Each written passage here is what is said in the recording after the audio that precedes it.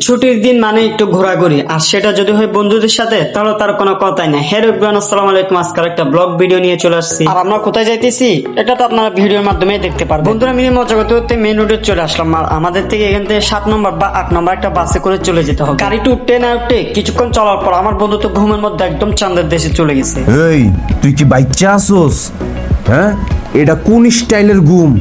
এমনি কেডাই আর ঘুমায়? এদিকে আমার বন্ধু হুসাইন তো চ্যাটিং নিয়ে ব্যস্ত। গাড়িতে বসে যে যার মতো সময় কাটাতে কাটাতে চলে আসলাম আমরা ফৌজদার হাট মেলা। আর আজকে যেহেতু শেষ মেলা, একটু ভালোভাবে এনজয় করে নিব। গেটে ঢোকার আগে আমাদের থেকে টিকিট কাটতে হবে, তো আমার বন্ধু সব 5 জনের জন্য টিকিট কাটতেছে। তো টিকিটটা হাতে পেয়ে কাকুকে জমা দিয়ে ভিতরে ঢুকে পড়লাম। আর আজকে মনে করছি শেষ মেলা যেহেতু মানুষজন একটু বেশি হবে, আমার দেখতেছি এখানে কোনো মানুষই নাই। মেলাতে এসে অনেকক্ষণ ঘোরাঘুরি করার পর এখন বন্ধুরা ভাবতেছে বন্ধুরা বহুত জন্য কিছু নিবে। বন্ধুরা দোকানে এসে চুরি দেখতেছে ভাবিদের জন্য। এখানে ছেলেদের জিনিস না থাকলেও মেয়েদের জিনিস কিন্তু ভরপুর আছে। আর আজকে যদি আমার একটা জিনিস থাকতো আমি অনেক কিছুই কিনে দিতাম। তো সামান্য কিছু কেনাকাটা করার পর এখন আমরা যাবো নাগরদোলাতে চড়া খাওয়ার জন্য। আর নাগরদোলা থেকে যাবো নৌকাতে, নৌকা থেকে যাবো ভূতের বাড়িতে। সবকিছু আজকে আপনাদেরকে দেখানোর চেষ্টা করবো। প্রথমে চলে আসলাম নাগরদোলাতে চড়া খাওয়ার জন্য। তো ভাইকে বলতেছি ভাই আজকে যেহেতু শেষ মেলা আমাদেরকে একটা ফ্রি দেন। ভাই বলতেছে না ভাই সরি। তো টিকিটটা কাটার পর আমরা এখন জমা দিয়ে চলে যাবো খাঁচার ভিতরে। সবাই লাল গাড়ির মতো এক এক করে আমরা ভিতরে ঢুকতেছি। খাঁচাতে ঢুকে বন্ধুরা মিলে একটু চিলটিল করতেছি, একটু মজা করতেছি। আর এখানে যখন উপরের দিকে উঠতেছি না, উপর থেকে নিচের ভিউটা কিন্তু সেই লাগতেছে। নাগরদোলাতে চড়া খেয়ে তেমন মজা পাইনি, কারণ এখানে ছোট্ট একটা খাঁচার ভিতরে আমরা 5 জন ছিলাম। তো এবার নাগরদোলাতে চড়া খাওয়ার পর আমরা এখন যাবো নৌকাতে, দেখি নৌকাতে কেমন মজা করতে পারি। নৌকাতে এসে এবার আমরা টিকিট কেটে উপরের দিকে উঠে যাচ্ছি। আর আপনি যদি উপরের দিকে বসতে না পারেন তাহলে কোনো মজাই করতে পারবেন না। নৌকাতে চড়া খেয়ে মজা থাকলেও কিন্তু রিস্কটা কিন্তু অনেক। আপনি যদি এখানে সেফটি ভাবে বসতে না পারেন তাহলে পড়ে যাওয়ার সম্ভাবনা বেশি। আর এই সিট গুলোতে যদি সেফটি বেল্ট থাকতো তাহলে কোনো রিস্কই ছিল না। আমি তাদের উদ্দেশ্য করে বলতেছি আপনারা আগামীতে